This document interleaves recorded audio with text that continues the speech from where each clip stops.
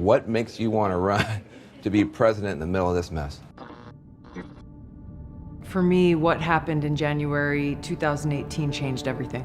38 minutes of terror. More than 1 million people warned of an imminent missile attack, told this is not a drill. People ran for their lives after an alert. Worried they were minutes away from nuclear annihilation. You know, my friends, my family, people all across Hawaii got that alert, and all of a sudden, they had just minutes to live.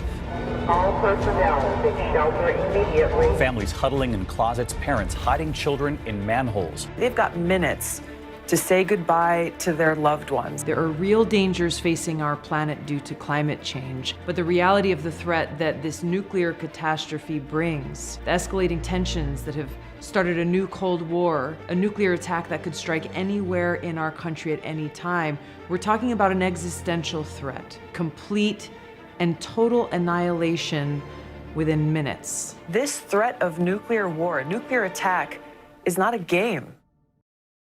I love this country.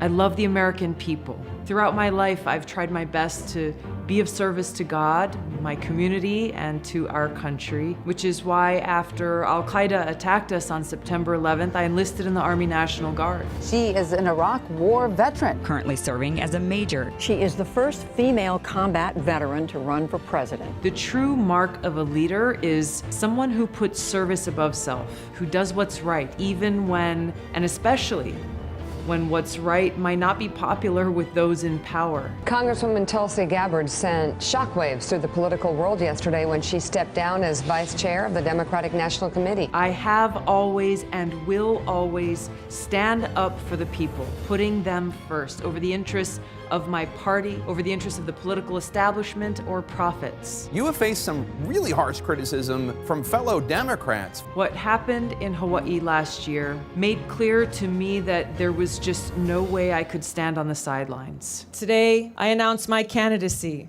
for President of the United States of America.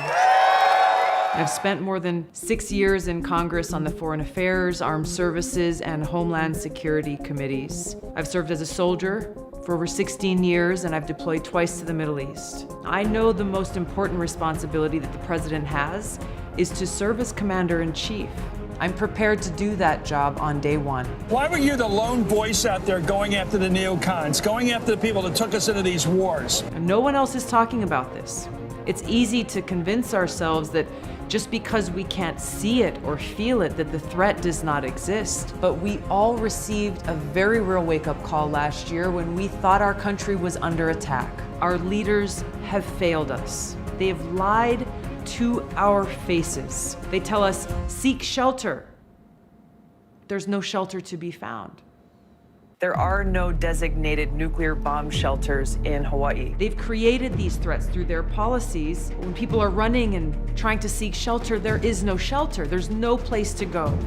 There's no place to hide. There is no place safe for our loved ones. Meanwhile, they continue to push us closer and closer to the brink of nuclear war. And unless we deal with pulling back, walking away from this abyss of nuclear disaster, nothing else is going to matter. We need a president in the White House who is prepared to lead from day one, who won't bend to the wishes of the foreign policy establishment or the military-industrial complex, who has the courage to meet with both adversaries and friends alike to de-escalate tensions with these nuclear-armed countries, to do what is necessary to bring about an end to this new Cold War and nuclear arms race, and to put the interests of the American people and our country above all else. Join me in ushering in this new century with peace, prosperity, opportunity, and justice for all. I'm prepared to take on this role and to serve and protect the American people, to preserve our freedoms, to keep us safe, and to ensure the security of the country that I love. That's why I'm offering to serve you as President of the United States of America.